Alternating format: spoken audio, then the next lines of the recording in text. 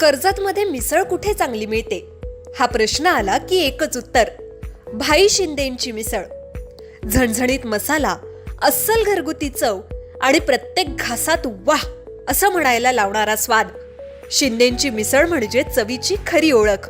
कर्जतला आलात आणि भाई शिंदेंची मिसळ खाल्ली नाही तर तुम्ही मिसळची खरी चव अजून चाखलेलीच नाही. तर आजच या, कर्जतची मिसळ म्हणजे भाई शिंदेंची मिसळ. अधिक माहितीसाठी संपर्क 9067208163. नमस्कार, मी विकास मिरगणे. विकासनामा डिजिटल प्लॅटफॉर्म मध्ये आपलं सर्वांचं स्वागत. चर्चा करतोय नेरळच्या राजकारणासंदर्भामध्ये. नेरळ सुद्धा हा खूप महत्वाचा विकासा दृष्टीने असलेला भाग आहे. याच अनुषंगाने रायगडमध्ये जिल्हा परिषद पंचायत समितीच्या निवडणुका लागलेल्या आहेत. अशाच तरुणाची आपण चर्चा करतोय. त्याची चर्चा कर्जतच्या राजकारणात किंवा नेरळच्या राजकारणामध्ये होत राहील किंवा होणारही असेल. याच अनुषंगाने सरपंच म्हणून केलेले काम, विकासाचे मुद्दे, तरुण आक्रमक अभ्यासू आमदारांचा जवळचा असलेला हा तरुण आता थेट पंचायत समितीच्या निवडणुकीच्या रिंगणात उतरलेला आहे. याच अनुषंगाने याच व्यक्तिमत्वाचा आपण जाणून घेण्याचा प्रयत्न करणार आहोत. कशा प्रकारचा प्रचार सुरू आहे, काही दिवस काही तास आपल्याकडे शिल्लक राहिलेत उमेदवारांकडे.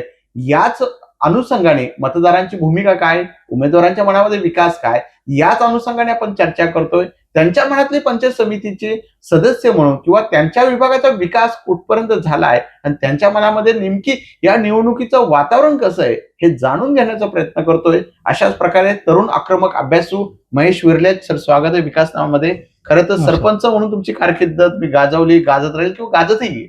याच अनुषंगाने आता थेट पंचायत समिती निवडणुकी दृष्टीने थेट सभापती व्हायला चालले की काय? आज प्रचाराचा 4था दिवस आहे आणि खूप चांगला प्रतिसाद, खूपच चांगला प्रतिसाद आहे. आपण यापूर्वी केलेली विकास कामं आणि या पंचक्रोशीमध्ये ठेवलेला संपर्क, या दोन्ही गोष्टी आज सर्वांच्या समोर येत आहेत. जिथे जिथे जातोय प्रत्येक ठिकाणी एकच शब्द येतोय की तो आपल्या घरचा आहे, आम्ही तुम्हाला तुमचं काम बोलताय. काम बोलताय आणि खरोखर आणि माझ्या तोंडापेक्षा जनतेच्या तोंडून बोलताय. ही खूप चांगली गोष्ट आहे याच्यासाठी. पण विरोधकांना टेन्शन आलंय तुमच्या कामाचं, याच्या उमेदवारीचं, सगळ्याच अनुषंगाने कसं पाहताय? विरोधक ते त्यांचं काम करतायत आणि आपण आपलं काम करतोय. आणि आपलं काम हा मला कुणाला बोलून दाखवायची गरज नाही, कारण की जिवंत उदाहरण आहे. एस टी स्टँड वगैरे, नंतर दामतकडे जाणार रस्ता, आंबिवलीकडे जाणार रस्ता, हे सर्व कॉन्क्रीटचे रस्ते, सर्व स्ट्रीट लाईट, या सर्व गोष्टी विकास कामामध्ये आपली ग्रामपंचायत खूप पुढे आहे. आणि त्याचा दखल घेऊन आपल्याला 2 वेळा आदर्श सरपंच पुरस्कार सुद्धा आज दिलेला आहे. काय मुद्दे घेऊन तुमचा प्रतिसाद मोठ्या प्रमाणात चाललेला आहे? सोशल मीडियावर सक्रिय आहात, तरुणांची फौज तुमच्या प्रचारामध्ये दिसते. त्यामुळे आता कसा प्रचार अंतिम टप्प्यात आलेला आहे? जोश उत्साह पाहायला मिळतोय आम्हाला. खूप चांगला विषय आहे.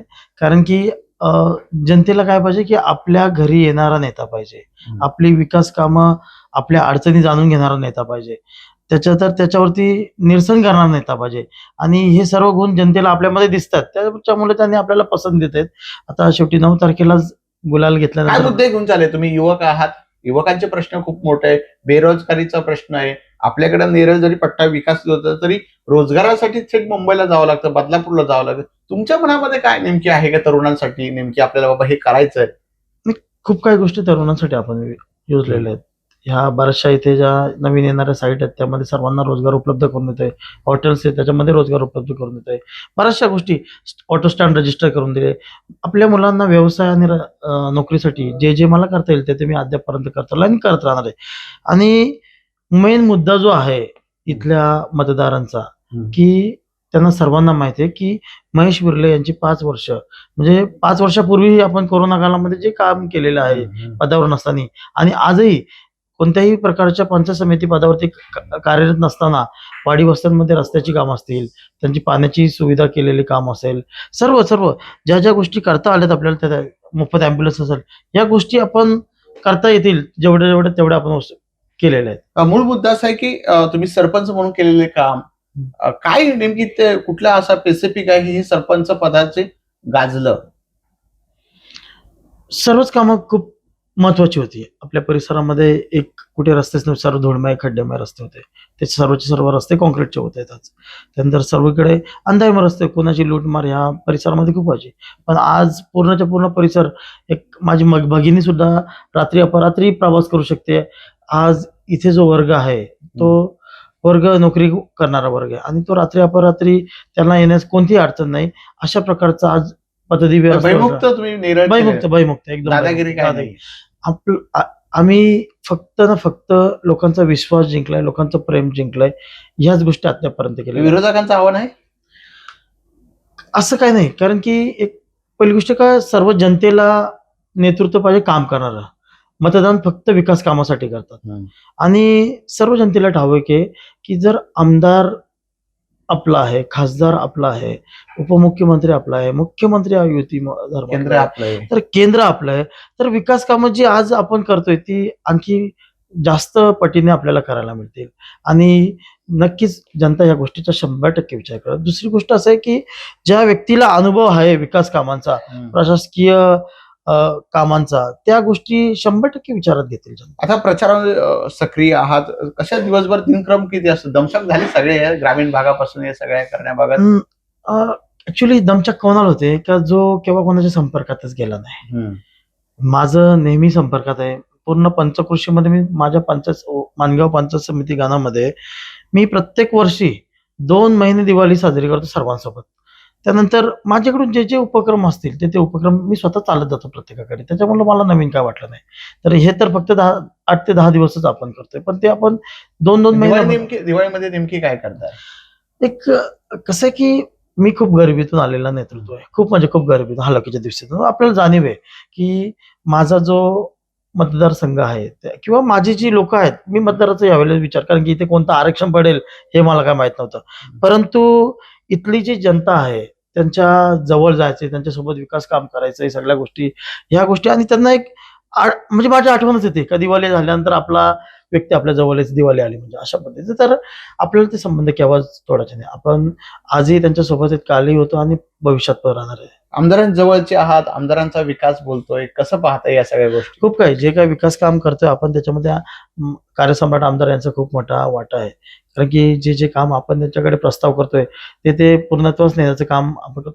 जे काय माझ्याकडून तो फॉलोअप घेण्याचं काम आहे ते मी करतोय, पण याच्यामध्ये आमदार साहेबांचा खूप खूप मोठा वाटा आहे त्याच्यात. सर, शेवटच्या प्रश्नाकडे, मतदारांना काय आवाहन कराल? सर्व मतदारांना एक माझं विनम्र आव्हान आहे की तुम्ही मतदान हा फक्त ना फक्त आपण विकासासाठी करतोय, तर विकास करणारं नेतृत्व निवडा.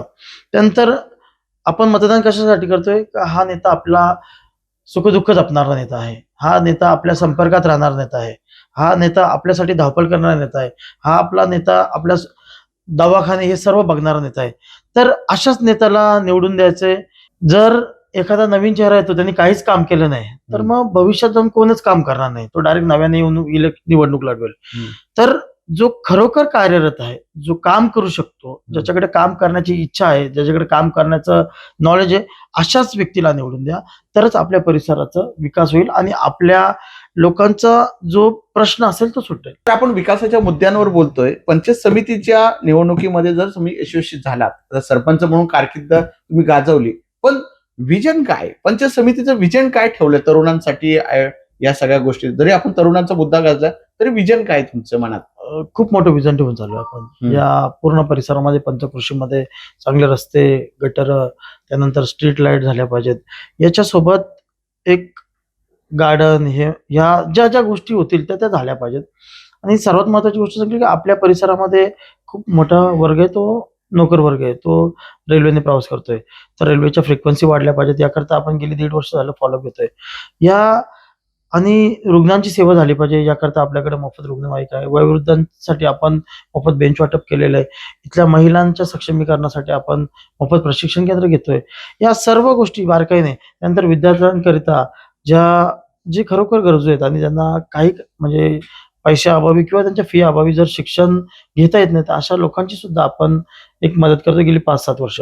तर सर्व एकत्रित पाहता का जे मला करता आलंय एक सरपंच म्हणून, आणि आता भविष्यात जर मला संधी मिळाली तर निश्चितच एक तिथला पंचायत समिती सदस्य आणि आमदार साहेबांच्या कृपेने जर सभापती हे पद देतात ते बोललेत, तर त्या पद्धतीने जर आपल्याला झालं तर खूप काय विकास काम करण्याचं आपल्याकडून कार्य हाती घडेल, हे मी जनतेला आश्वासन देतो. सर, कोणत्या चिन्हावर निवडणूक लढवत आहे, तुमच्या सोबत कोण आहे तेही एकदा मतदारांना सांगून टाका या मुलाखतीच्या माध्यमातून.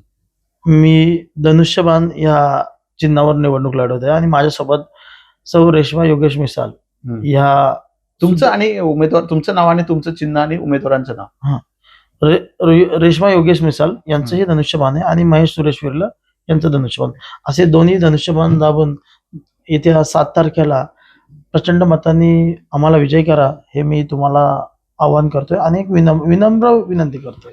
हे होते महेश विर्ले. विकासाच्या मुद्द्यांवर मी काम केलंय त्यामुळे मतदार ठरवतील अशी भूमिका व्यक्त केली. त्यामुळे मला जाण्याची गरज नाही आणि ज्यांचा परिचय नाही तेच मतदारांना ऍक्सेप्ट करतात का काय, म्हणजे ज्या पद्धतीने जो कोण काम करेल त्याला मतदार ऍक्सेप्ट करतील अशी भूमिका त्यांनी व्यक्त केली. सर, खूप खूप आभार आणि तुम्हाला सुद्धा पुढील वाटचाल शुभेच्छा. 2 मिनिटं आणखी एक ऍड करण्याच्या आहे. तुमच्या जाहिरातीसाठी एक संधी मोठ्या प्रेक्षकांपर्यंत पोहोचवा. व्यवसाय असो किंवा इव्हेंट, विकासनामा सोबत जाहिरात करा. स्क्रीनवरील नंबरवर आजच संपर्क करा. विकासनामा, तुमचा आवाज, तुमची जाहिरात. तसंच विकासनामाला सबस्क्राईब करा आणि अपडेटेड रहा.